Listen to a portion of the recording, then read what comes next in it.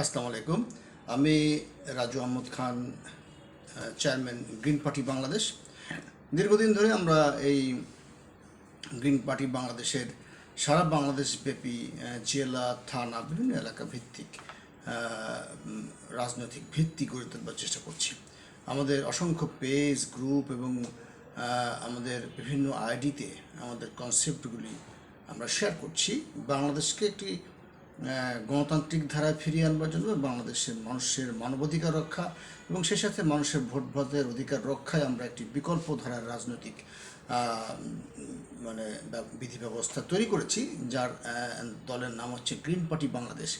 আপনারা কেউ কেউ হয়তো এই কামারখালী শাখাতে, মানে ভার্চুয়াল শাখাতে পেজে দেখেছেন আমাদের কর্মকাণ্ডের কিছু অংশ। প্রথমেই বলে রাখি যে কামারখালী মধুখালী ফরিদপুরের অন্তর্গত, ফরিদপুর জেলার অন্তর্গত মধুখালী থানার একটি ইউনিয়ন বটে। যদিও আমি মধুখালীর একজন সন্তান, সেই হিসেবে আমি কামারখালীকে খুব আমার কাছের একটি ইউনিয়ন হিসেবে পেয়ে নিজেকে ধন্য মনে করছি। এখানে কামারখালীর উপর দিয়ে বয়ে গেছে গড়াই নদী, স্রোতস্বিনী গড়াই নদী, এবং এই গড়াই নদীর ইতিহাস অনেক বর্ণাঢ্য। আর এই কামারখালীর দক্ষিণে রাজবাড়ী জেলার অন্তর্গত গলন্দ, এবং পূর্বে কামারখালী ব্রিজের ওই পাশে মাগুরা, এবং পূর্বে মধুখালী উপজেলা, তার আগে কামারখালী ইউনিয়নের পাশেই আছে ডুমাইন ইউনিয়ন।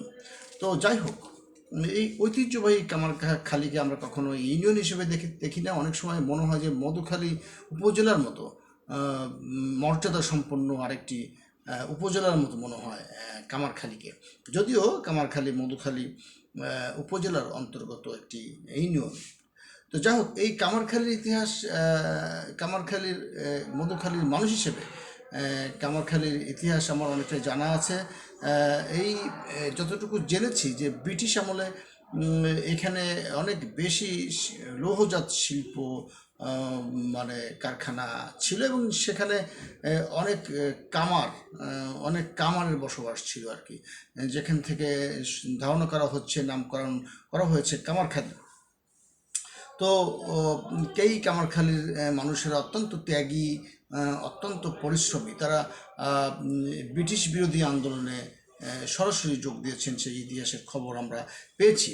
এই কামারখালী অনেকগুলো মানে কামারখালী মানে ইউনিয়ন, কিন্তু তার এখানে অনেকগুলো মানে কি বলবো গ্রাম আছে বা অনেকগুলো এলাকা আছে। তার মধ্যে উল্লেখযোগ্য হচ্ছে যেমন কামারখালী, সেই সাথে বাঘাপাড়া বা গোপালপুর, সেই সাথে দাঁতপুর, এরকম বাজিতপুর বা কুল্লাগাতি, হ্যাঁ, এরকম আরও অনেক আমরা নাম শুনেছি যে যা মানে চৌবাড়িয়া, রামনগর, এরকম। তো তার মধ্যে আমি যেটা বললাম যে দাঁতপুর খুবই উল্লেখযোগ্য, যে সেখানে দাঁতপুর সরকারি প্রাথমিক বিদ্যালয় আছে।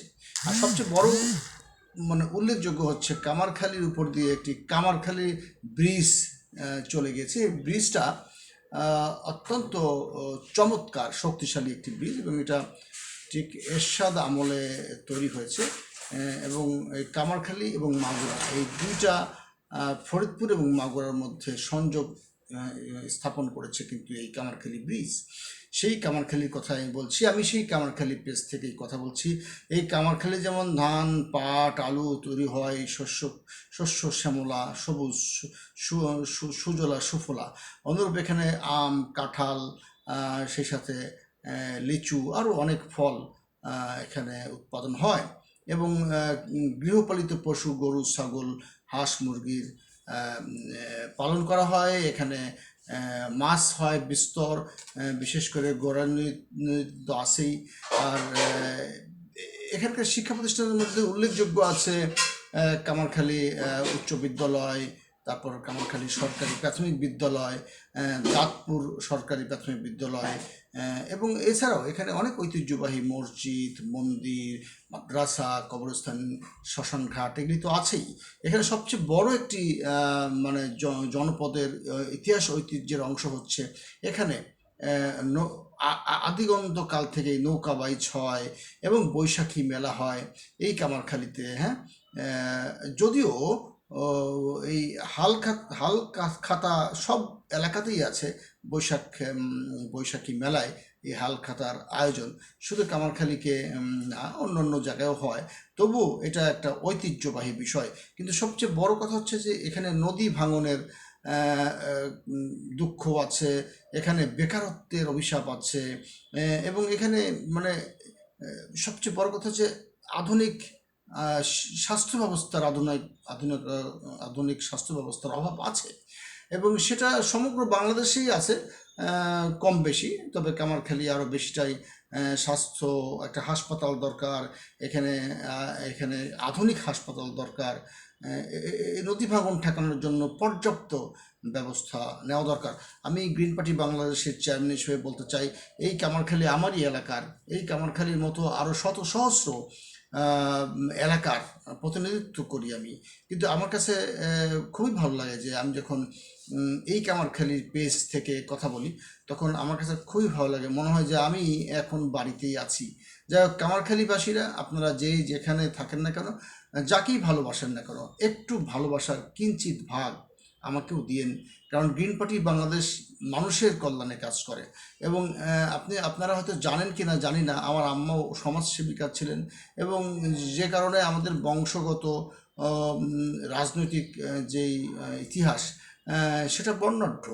যদিও খুব জাতীয় পর্যায়ে রাজনীতিবিদের অভাব আছে আমাদের, তার উপরেও আমার আম্মা কিন্তু জাতীয় পর্যায়ের শ্রমিক ফেডারেশনের নেত্রী ছিলেন এবং অনেক বড় রাজনৈতিক দলের নেত্রী ছিলেন। উনি একবার এরশাদের আমলে একবার তো নমিনেটেড এমপি সিলেক্টেড হয়েছিলেন, পরে অবশ্য ষড়যন্ত্র করে নারিন্দার এক ভদ্র মহিলা এটাকে জোচ্চুরি করে নিয়ে যায়। যাই হোক, প্রজ্ঞাপন হবার আগেই, যাই হোক, সেই খবরটাও দিয়ে রাখি যে আমার আম্মা 1990 সালে মারা গেছেন, এবং ওনার কার্যক্রম, সমাজসেবার কার্যক্রমের ব্যাপ্তি বিশাল ছিল। তার মধ্যে মধুখালী উপজেলার 8টা ইউনিয়নের মধ্যে কামারখালীও ছিল। তো সবাই আমার আম্মার জন্য দোয়া করবেন, এবং আপনারা আমার এলাকার মানুষ, সেই হিসেবে আমার গ্রিন পার্টি আপনাদেরকে করতে বলছি না, তবে আমাদের কার্যক্রমকে দোয়া করবেন, এবং যতটুকু সম্ভব বেকার সমস্যার সমাধান করতে, কৃষিকে এগিয়ে নিতে, বাজার ব্যবস্থাপনাকে এগিয়ে নিতে আপনার সবাই হাতে হাত রেখে কাজ করবেন। এবং কোনো প্রতিবন্ধকতা তৈরি হলে, কোথাও কোনো সমস্যা হলে আমাদেরকে জানাবেন, এই পেজের কমেন্ট বক্সেও জানাতে পারেন। এবং বাংলাদেশের ইতিহাসে কামারখালী একটি ঐতিহ্যবাহী ইউনিয়ন হিসেবে সুপরিচিতি লাভ করতে আপনাদের যা যা কিছু করা দরকার, যে ভালো প্রকল্পগুলো হাতে নেবেন, হাঁস মুরগি পালন করবেন, কৃষিকে উন্নয়ন করবেন, এবং সেই সাথে মাদককে না বলবেন, এবং সেই সাথে প্রতারণামূলক কর্মকাণ্ড থেকে দূরে থাকবেন। আমি রাজু আহমেদ খান আপনাদের সাথে কথা দিতে পারি। আপনাদের ব্যাপক সাড়া পেলে আমি অবশ্যই একদিন কামারখালীতে আসব। সবাই ভালো থাকবেন। আসসালামু আলাইকুম।